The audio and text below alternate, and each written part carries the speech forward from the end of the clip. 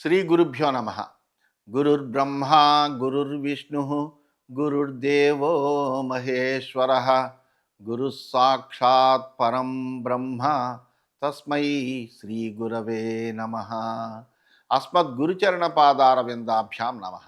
నిన్నటి మన మహాభారత ప్రస్థానంలో ఆ అనుద్యూతంలో ఓడిపోయినటువంటి పాండవులు వనవాసం చేయడానికి నిశ్చయం చేసుకున్నటువంటి వాళ్ళే ఉండగా ఆ దుశ్శాసనాదులు దుర్మార్గమైనటువంటి నీచమైనటువంటి మాటలు మాట్లాడగా భీమార్జున నకుల సహదేవులు పౌరుషంతో ఊగినటువంటి వాళ్ళై అక్కడ కొన్ని ప్రతిజ్ఞలు చేశారు.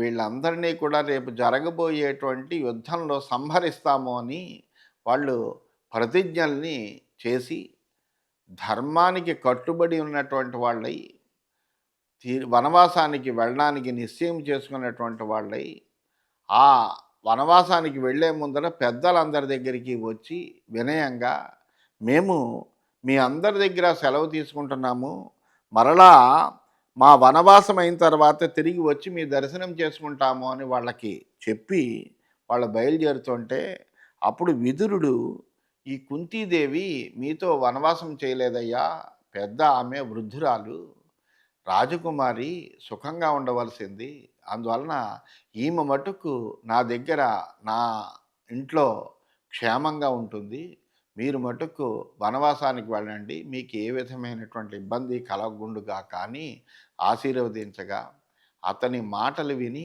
పాండవులు, నువ్వు ఎలా ఆజ్ఞాపిస్తే అలా చేస్తామయ్యా, నీ ఆజ్ఞ మాకు శిరోధార్యము, ఎందుకంటే నువ్వు మా పెనతండ్రివి, అంతేకాకుండా గొప్ప నీతివేత్తవు, నువ్వు గొప్ప బుద్ధి కలిగినటువంటి వాడవు, మాకు పరమ గురువు, నీ ఆజ్ఞను ఎప్పుడూ మేము ధిక్కరించము, ఇంకా మేము చేయవలసినటువంటి కర్తవ్యం ఏమైనా ఉంటే ఉపదేశించవయ్యా అని అడగ్గా అప్పుడు విదురుడు చెబుతున్నాడు, యుధిష్ఠిర విజానీహి మమేదం భరతర్షభ నా ధర్మేణ జిత కశ్చిత్ వ్యధతే వై పరాజయే.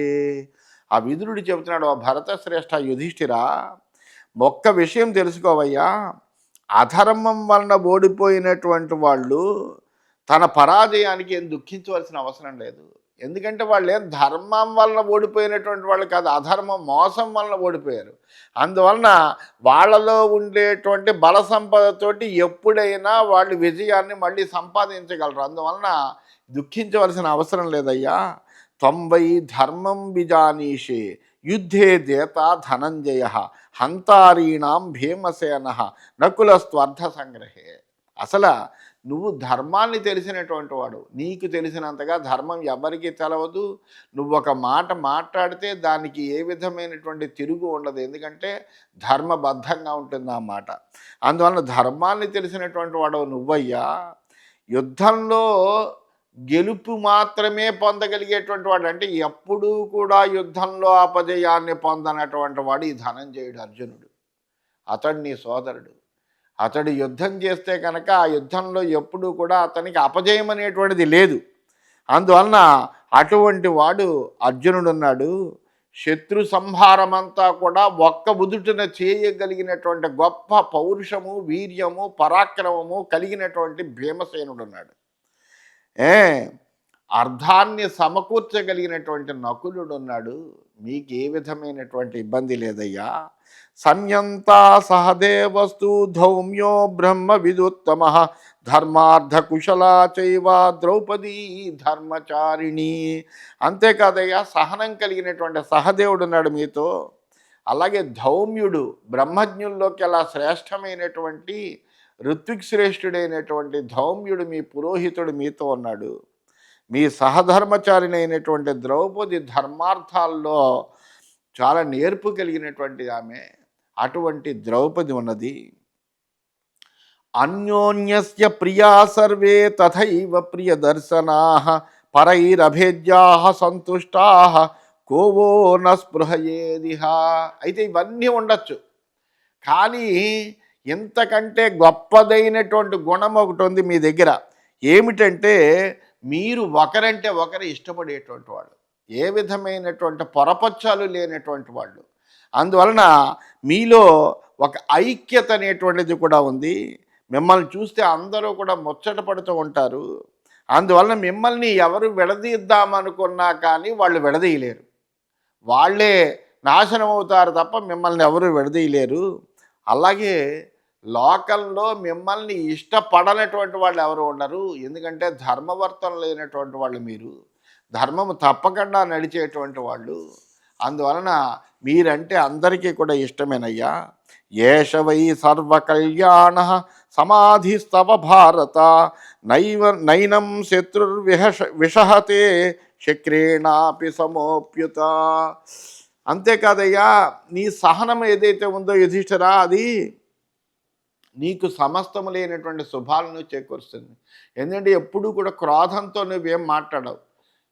చాలా సహనశీలివి. ఏదైనప్పటికీ కూడా ఓర్చుకునేటువంటి గొప్ప గుణం నీ దగ్గర ఉన్నది. అది కష్టం అవ్వచ్చు, లేకపోతే అదేదో గొప్ప సుఖం అవ్వచ్చు. ఏదైనప్పటికీ సుఖం కలిగింది కదా అని పెద్దగా ఆనందాన్ని పొందవు. కష్టం కలిగింది కదా అని కృంగిపోవు. ఒక గంభీరమైనటువంటి వర్తన కలిగినటువంటి వాడవు నువ్వు. అందువలన ఆ వర్తనం ఏదైతే ఉందో అదే నీకు సమస్తమైన శుభాల్ని సమకూరుస్తుందయ్యా. శత్రువు ఇంద్రుడంతటి వాడైనప్పటికీ కూడా నీ సహనం ముందర వాడు నిలవలేడయ్యా.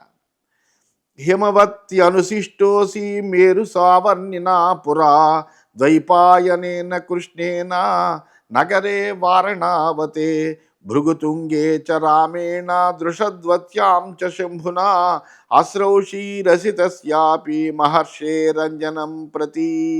అలాగే గతంలో అనేక సార్లు మేరుసావన్ని హిమాలయాల్లో నీకు ఉపదేశించాడు. అలాగే వారణావతంలో కృష్ణద్వైపాయనుడు నీకు వ్యాసుడు వచ్చి, వారణావతంలో మీరున్నప్పుడు వ్యాసుడు వచ్చి నీకు ఉపదేశం చేశాడు. భృగుతుంగంలో ఉండగా పరశురాముడు ఉపదేశం చేశాడు. దృషధ్వసిలో సాక్షాత్తు శంకరుడే ఉపదేశం చేశాడు. అంజన పర్వతం మీద అసిత మహర్షి నీకు జ్ఞానోపదేశం చేశారు. ఇంతమంది వృద్ధుల దగ్గర గొప్ప అపారమైనటువంటి జ్ఞానాన్ని సంపాదించుకున్నటువంటి వాడవు నువ్వు. అందువలన అటువంటి జ్ఞానము కలిగినటువంటి వాడవే కాకుండా గొప్ప సహనశీలివి నువ్వు. కల్మాషీతీర సంస్థస్య గతస్త్వం శిష్యతాం భృగో ద్రష్టా సదా నారదస్తే ధౌమ్యస్తేయం పురోహిత. అలాగే కల్మాషి నదీ తీర్థంలో ఉన్నటువంటి భృగు మహర్షికి నువ్వు శిష్యుడు అయ్యావయ్యా. నారద మహర్షి ఎప్పుడు కూడా నిన్ను కనిపెట్టుకుని ఉంటాడు. నీతో వచ్చి ధర్మ వివేచన అంతా కూడా చేస్తూ ఉంటాడు. అనేకము లేని మంచి మాటలు నీతో మాట్లాడుతూ ఉంటాడు. అలాగే ఈ ధౌమ్యుడున్నాడు, చాలా శిష్టుడైనటువంటి ఋత్విగ్వర్రుడు. అటువంటి ఈయన నీకు పురోహితుడుగా ఉన్నాడు. మా హాసీహి సాంపరాయే త్వం బుద్ధిం తాం ఋషి పూజితాం పురూరవసమైలం త్వం బుద్ధ్యా జయసి పాండవా. అంతేకాదు, మహర్షుల ద్వారా సంక్రమించినటువంటి ఈ పారలౌకికమైనటువంటి జ్ఞాన సంపద ఉంది నీకు. ఆ విజ్ఞానాన్ని నువ్వు ఎప్పుడు విడవకయ్యా. గొప్పదైనటువంటి జ్ఞానం అంతా నీకున్నది కాబట్టి దాన్ని ఎప్పుడు విడిచిపెట్టకు యుధిష్ఠిరా. నువ్వు నీ బుద్ధితోటి ఇలానందనుడైనటువంటి పురూరవుణ్ణి కూడా జయించగలవు. శక్త్యా జయసి రాజ్ఞోన్యాన్ ఋషీన్ ధర్మోపసేనయా ఇంద్రే జయే ధృతమనా యామ్యే కోప విధారణే. అలాగే నువ్వు శక్తితోటి రాజులందరినీ కూడా జయించగలవు, అందులో ఏమీ సందేహం లేదు. నీ యొక్క శక్తి ముందర ఏ రాజు కూడా నిలబడలేడు. అలాగే ధర్మం విషయంకి వస్తే ధర్మ సేవనంలో ఋషులందరినీ కూడా మించిపోతావు నువ్వు. ఎందుకంటే అందరి దగ్గర జ్ఞానాన్ని పొందినటువంటి వాడవు నువ్వు. ధర్మం గురించి చెప్పాలంటే నువ్వే చెప్పాలి. మూర్తిభవించినటువంటి ఒక ధర్మమూర్తివు నువ్వు. అందువలన ధర్మ సేవనంలో ఈ ఋషులందరినీ కూడా మించిపోతావయ్యా. విజయోత్సాహాన్ని నువ్వు ఇంద్రుడి ద్వారాను, అలాగే క్రోధ నివారణను యమధర్మరాజు ద్వారా గ్రహించు. క్రోధాన్ని నిగ్రహించుకున్న తత్వం ఉంది. సహనశీలుడు నువ్వు. అందులో యమధర్మరాజు యొక్క అంశలో పుట్టినటువంటి వాడు. అందువలనే నువ్వు ధర్మవర్తనుడు అయ్యావు. అందువలన నీకు అసలు క్రోధం అనేటువంటిది రానే రాదు. అందువలన ఇవన్నీ కూడా నువ్వు గ్రహించగలిగినటువంటి వాడవే. తథా విసర్గే కౌబేరే వారుణే చైవ సంయమే ఆత్మప్రధానం సౌమ్యత్వం అభ్యయిశ్చేవోపజీవనం. అయినప్పటికీ నేను చెబుతున్నాను ఏంటంటే, నువ్వు విజయోత్సాహాన్ని, ఇంద్రుడి ద్వారా విజయోత్సాహాన్ని పొందు, అలాగే యమధర్మరాజు ద్వారా క్రోధ నివారణను పొందు, అట్లాగే దానంలో కుబేరుడి యొక్క ఆ అనుగ్రహాన్ని పొందు, సంయమనంలో వరుణుణ్ణి ఆదరంగా తీసుకో, ఇతరులకే తన్ను తగ్గించుకోవడము, సౌమ్యత్వము, జీవన ప్రధానం అనేటువంటి దాన్ని నీటి ద్వారా గ్రహించు. ఎందుకంటే నీరే జీవనం. అందువలన జీవనం అనేటువంటి పదానికి నీరు అనేటువంటి అర్థం కూడా ఉన్నది. అందువలన జీవన ప్రధానమైనటువంటిది నీరు. ఆ నీటిని ద్వారా అలాగే దాన్ని అదేంటంటే నీరు ఏమవుతుంది, ఇతరుల కోసం తన్ని తగ్గించుకుంటూ ఉంటుంది, సౌమ్యం కలిగినటువంటిది అవుతుంది. అటువంటి లక్షణాలన్నీ కూడా ఉన్నాయి. వాటి ద్వారా అది నువ్వు గ్రహించవయ్యా. భూమే క్షమాచ తేజస్సు సమగ్రం సూర్యమండలా వాయోర్బలం ప్రాప్నుహిత్వం భూతేభ్యశ్చాత్మ సంపదం. అలాగే ఈ భూమి నుండి సహనాన్ని గ్రహించు, సూర్యమండలం నుండి తేజస్సుని గ్రహించు, వాయువు నుండి బలాన్ని గ్రహించు, సమస్త భూతాల నుండి కూడా ఆత్మ సంపదను పొందవయ్యా నువ్వు. అగదంబోస్తు భద్రం వహ ద్రష్టాస్మి పునరాగతాన్ ఆపద్ధర్మార్థకుచ్రేషు సర్వకార్యేషు వా పునః యథావత్ ప్రతిపద్యేథాః కాలే కాలే యుధిష్ఠిరా ఆపృష్టోసి కౌంతేయ స్వస్తి ప్రాప్నుహి భారత. ఓ యుధిష్ఠిరా, నీకు ఆరోగ్యము సమకూరుగాక, నీకు ఎల్లప్పుడూ శుభం సమకూరుగాక. వనవాసం నుండి తిరిగి వచ్చినటువంటి మిమ్మల్ని నేను చూడగలను కూడా. యుధిష్ఠిరా, ఆపత్కాలంలో కానీ ధర్మార్థాలకు సంబంధించినటువంటి క్లిష్టమైన పరిస్థితుల్లో సమస్తములైనటువంటి కార్యాల్లోనూ కూడా ఆయా సమయాలకి అనుగుణంగా తగినట్టుగా నువ్వు కర్తవ్యాన్ని పరిపాలన చేయవయ్యా. నీకు చెప్పవలసింది చెప్పాను. అసలు నీకు చెప్పవలసిన పనే లేదు. ఎందుకంటే అన్ని విషయాలు తెలిసినటువంటి జ్ఞానమూర్తివి నువ్వు, ధర్మమూర్తివి. అయినప్పటికీ నువ్వు అడిగేవు కాబట్టి నేను చెబుతున్నానయ్యా, నీకు చెప్పవలసింది చెప్పాను, నీకు అంతా మేలే జరుగుతుంది అని విదురుడు చెబుతున్నాడు. కృతార్థం స్వస్తిమంతం త్వాం ద్రక్ష్యామః పునరాగతం నహి ఓ వృజినం కించిత్ వేద కశ్చిత్ పురాకృతం. కృతార్థుడిగా మళ్ళీ నువ్వు క్షేమంగా తిరిగి వచ్చినప్పుడు మిమ్మల్ని అందరినీ, పాండవులను మిమ్మల్ని అందరినీ కూడా మేము చూస్తామయ్యా తప్పనిసరిగా. గతంలో మీరు ఏ దోషాలు చేశారో ఎవరికి తెలవదు. అందువలన ప్రతి మనిషి కూడా తన కర్మ అనేటువంటి సూత్రం చేత కట్టబడి ఉంటాడు. అందువలన స్వకర్మ సూత్ర గ్రధితో హి జంతు. అందువలన తన కర్మ అనేటువంటి సూత్రం చేత కట్టబడి ఉంటాడు. అందువలన కర్మ విపాకాన్ని అనుసరించి వాళ్ళు పొందవలసినటువంటి కష్టాలు కానీ ఏమన్నా సుఖాలు కానీ పొందవలసిందే. అందువలన మీరు గత జన్మల్లో ఎప్పుడో మరి ఏం చేశారో అనేటువంటిది ఎవరికి తెలవదు కదా. అందువలన దానికి సంబంధించినట్టుగానే ఈ వనవాసం వచ్చిందనుకోండి, అందువలన అది జరగవలసింది ఏదో జరుగుతోందనుకోండి, అయినప్పటికీ మీరు విజయవంతంగా ఈ వనవాసాన్ని, అజ్ఞాతవాసాన్ని ముగించుకుని తిరిగి వస్తారు, మిమ్మల్ని మేము చూస్తాము అని విదురుడు వాళ్ళకి చెప్పవలసినటువంటి ధర్మాన్నంతటినీ కూడా ఉపదేశించాడు. ఏవముక్తస్తథేత్యుక్త్వా పాండవ సత్య విక్రమ భీష్మద్రోణౌ నమస్కృత్య ప్రాతిష్ఠిత యుధిష్ఠిర. ఆ విదురుడు ఆ విధంగా మాట్లాడిన తర్వాత సత్య విక్రముడైనటువంటి యుధిష్ఠిరుడు ఆ విదురుడికి నమస్కారం చేసి ఆయన అదొక ఆశీస్సులు తీసుకున్నాడు. ఆ తర్వాత భీష్మద్రోణులు ఇద్దరి దగ్గరికి వెళ్ళి వాళ్ళకు కూడా నమస్కరించి బయలుదేరాడు. ఇది శ్రీమన్ మహాభారతే సభాపర్వణి అనుజ్యోతపర్వణి యుధిష్ఠిర వన ప్రస్థానే అష్టసప్తతితమోధ్యాయ. ఈ విధంగా శ్రీమన్ మహాభారతంలో సభాపర్వంలో అనుజ్యోత పర్వం అనే ఉపపర్వంలో యుధిష్ఠిరుడి యొక్క వనప్రస్థానము అనేటువంటి 78వ అధ్యాయమైంది. 79వ అధ్యాయంలోకి మనం ప్రవేశించాం. వైశంపాయన ఉవాచ. ఇదంతా కూడా వైశంపాయనుడు జనమేజయుడికి చెబుతున్నాడు.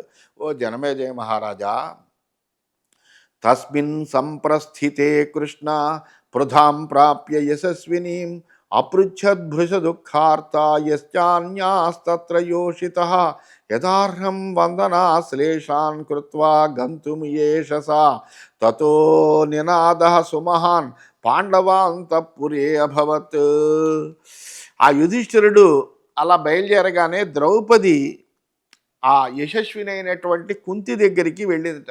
వెళ్ళి దుఃఖిస్తూ వనవాసానికి వెళుతున్నాను, మమ్మల్ని ఆశీర్వదించి పంపవలసిందే అని ఆ కుంతికి నమస్కారం చేసి ఆమె దగ్గర సెలవు తీసుకుందట.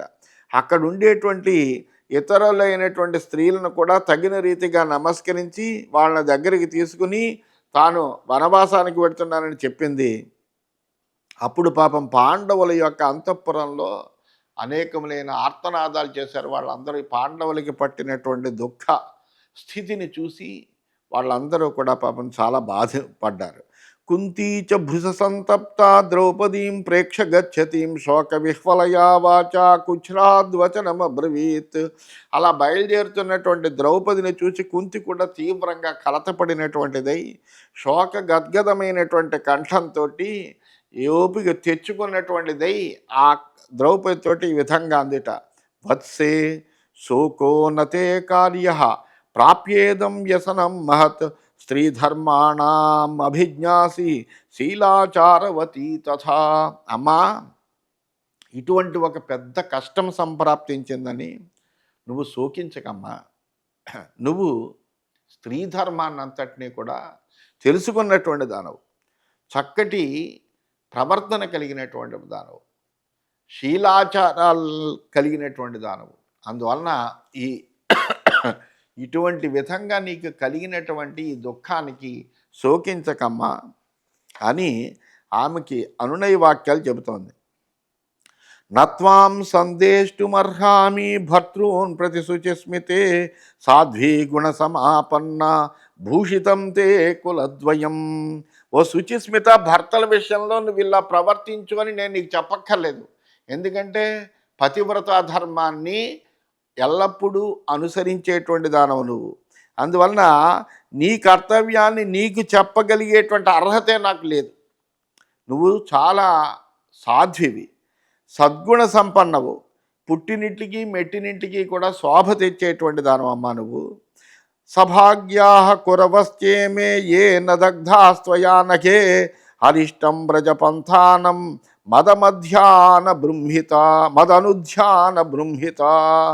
ఈ కౌరవులు చాలా అదృష్టవంతులు. ఎందువలనంటే నీకింత అవమానం జరిగితే నీ క్రోధాగ్నిలో వీళ్ళు మసైపోలేదు. అందువలన వాళ్ళని ఏదో అదృష్టం రక్షించింది. కాబట్టి నీ మార్గానికి ఏ విధమైన ఆటంకాలు ఉండవమ్మా. నా సంకల్పం వల్ల మీకు చాలా అభ్యుదయం కలుగుతుంది, అందులో ఏమీ సందేహం లేదు. అందువలన జాగ్రత్తగా వెళ్ళమ్మా. భావిన్యర్థేహి సత్స్త్రీణాం వైకృతం నోపజాయతే గురుధర్మాభిగుప్తా చ శ్రేయక్షిప్రమవాప్ససి. విధిని అనుసరించి సంగతులైనటువంటి ఉత్తమ స్త్రీ కలతపడదు. ఎందుకంటే విధి ప్రేరణను అనుసరించి ఆమె నడుస్తుంది, తప్పదు. విధి వలన జరిగేటువంటి విధి రాతను ఎవరు తప్పించలేరు. కాబట్టి విధివశాత్తు కలిగేటువంటి కష్ట సుఖాలన్నింటినీ కూడా ఒకే రీతిగా అనుభవింపగలిగినటువంటి ధైర్యం అనేటువంటిది ఉత్తమ స్త్రీకి ఉంటుంది. అందువలన ఈ విధి ప్రకారము జరిగేటువంటివి ఏవైతే ఉన్నాయో వాటి వలన ఏ ఉత్తమ స్త్రీ కూడా కలతపడదమ్మా. నువ్వు ఈ యొక్క ధర్మాచరణే నిన్ను రక్షిస్తుంది. త్వరలో నేను శ్రేయస్సును పొందుతావు. సహదేవస్య మే పుత్ర సదా వేక్షవనే వసన్ యథేదం వ్యసనం ప్రాప్య నాయం సీదేన్ మహామతి. మిగిలినటువంటి భీమార్జున నకుల గురించి చెప్పలేదు, కానీ ఆమె చెప్తోంది, నా కుమారుడైనటువంటి సహదేవుణ్ణి మటుకు అరణ్యవాసంలో ఎప్పుడు కనిపెట్టు ఉండమ్మా. ధీమంతుడైన సహదేవుడు మహా ఆపదలో చిక్కి దుఃఖించకూడదు. ఎందుకంటే ఆఖరివాడు, కనిష్ఠుడు అతడు. అందువలన చాలా సుకుమారమైనటువంటి వాడు. అందువలన ఆ సహదేవుడి గురించి చెప్పింది. సహదేవుడు ఆపదలో పడ్డామని ఎప్పుడూ కూడా అతడు దుఃఖాన్ని పొందకూడదు. అందుకని వనవాస సమయంలో సహదేవుడిని జాగ్రత్తగా చూడు అంది. తథేచ్యుక్త్వా తు సాదేవి శ్రవన్నేత్ర జలానిలా శోణితాక్తైకవసన ముక్తకేసి వినిర్యయు. ఆ కుంతి మాటలు వింది పాపం. కళ్ళల్లో నీళ్లు నింపుకున్నటువంటి ద్రౌపది అలాగేనమ్మా అంది. ఆమె ఏకవస్త్రై ఉంది. అది కూడా అక్కడ ఉండేటువంటి ధూళి ధూషరితమై ఉన్నది. ఎందుకంటే ఆ బయటకి అంతఃపుర స్త్రీ ఎంతో అసూర్యం పశ్యలా హాయిగా అంతఃపురంలో ఉండడమే తప్ప ఎవరిని బయటకు వచ్చి చూడనటువంటి ఆమె, ఆ ద్రౌపది ఇవాళ ఈ వనవాస చేయడం కోసమని ఇలాగా వీధిలోకి వచ్చి ఆమె అలా వెళ్ళవలసి వస్తుంది. అందువలన అలాగుంది ఆమె. జుట్టు విరబోసుకుని ఉన్నది. ఆ స్థితిలో ద్రౌపది నిష్క్రమించింది. తాం క్రోశంతీం పృథా దుఃఖాత్ అనువ్రాజ గచ్చతీం అధాపస్య సుతాన్ సర్వాన్ హృతాభరణ వాసస. అలా ఆక్రోశిస్తూ పెడుతున్నటువంటి ఆ ద్రౌపదిని కుంతి అనుసరించి వచ్చింది. అప్పుడు చూసింది అక్కడ ఉన్నటువంటి యుధిష్ఠిరుణ్ణి, భీముణ్ణి, అర్జునుణ్ణి, నకులుణ్ణి, సహదేవుణ్ణి. వాళ్ళు ఎలా ఉన్నారయ్యా అంటే ఆభరణాలు ఏం లేవు, విలువైన వస్త్రాలు ధరించలేదు. అలా ఉన్నటువంటి తన కొడుకుల్ని చూచింది. రురు చర్మావృత తనూన్ హ్రియా కించిదవాంగ్ముఖాన్ పరీతాన్ సంహృష్టై సుహృద్భిశ్చానుశోచితాన్. ఆ పాండవులందరూ మృగ చర్మాన్ని ధరించి ఉన్నారు పాపం. సిగ్గుతో ముఖాలు దించుకుని ఉన్నారు. చుట్టూ ఉన్నటువంటి శత్రువులందరూ కూడా మటుకు పరమానందంగా ఉన్నారు. వాళ్ళు గర్వంతో ఆనందంతో ఉన్నారు వాళ్ళందరూ కూడా. మిత్రులందరూ పాపం వీళ్ళ కోసమని శోకిస్తున్నారు. అలా ఉన్నటువంటి పాండవులను చూసింది. తదవస్థాన్ సుతాన్ సర్వాన్ ఉపసృత్య అతివత్సల స్వజమానావదత్ శోకాత్ తత్ విలపతి బహు. ఆమె అలా స్థితిలో ఉండేటువంటి వాళ్ళని చూసింది పాపం. చూసి ఆ కొడుకుల్ని చూసి వాళ్ళ దగ్గరికి వచ్చింది. వాత్సల్యంతో వాళ్ళని పాపం దగ్గరికి తీసుకుంది. శోకంతో విహ్వలైపోయింది ఆమె. అలా బాధపడుతూ వాళ్ళతోటి ఈ విధంగా అంటోంది. కథం సద్ధర్మ చారిత్రాన్ వృత్తస్థితి విభూషితాన్ అక్షుద్రాన్ దృఢభక్తాంశ్చ దైవతేజ్యాపరాన్ స్వదా వ్యసనం వహ సమభ్యాగాత్ కోయం విధి విపర్యయః కస్యాపధ్యానజం చేదం ధియా పశ్యామి నైవ తత్. కుంతి అంటోంది, మీరు సద్ధర్మాన్ని పాటించే వాళ్ళు ఎప్పుడు కూడా మీ సత్ప్రవర్తన ఏదైతే ఉందో అదే మీకు గొప్ప ఆభరణమయ్యా. మీరు ఉన్నతులు, దృఢమైనటువంటి భక్తి కలిగినటువంటి వాళ్ళు, దేవతారాధన తత్పరులు. అటువంటి మీకు ఒక గొప్ప కష్టం వచ్చింది, అందులో ఏమీ సందేహం లేదు.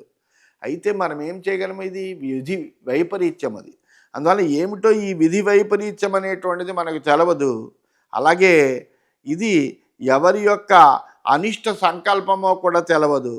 క్రోధం వలన మీకు ఈ స్థితి వచ్చింది.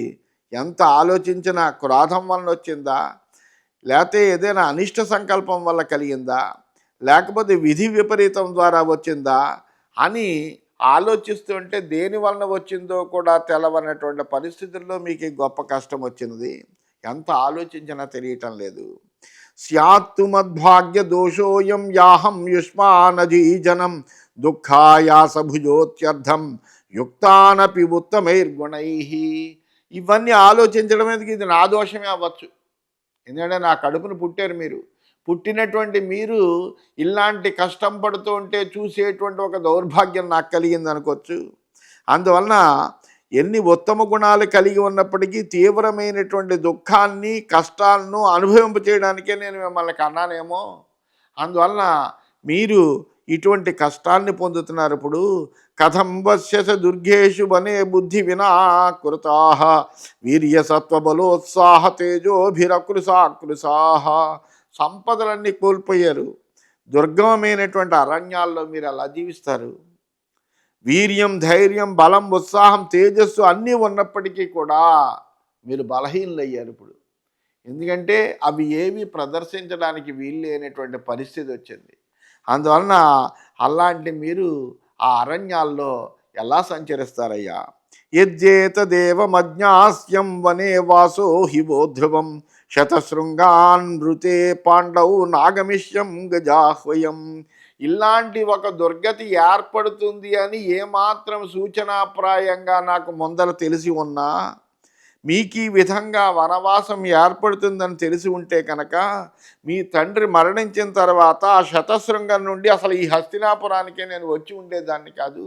అక్కడే హాయిగా మనము ఆ అడవిలోనే ఆ శతశృంగంలోనే ఏదో అక్కడే మనం కాలక్షేపం చేసుకుంటూ హాయిగా ఉండేవాళ్ళము.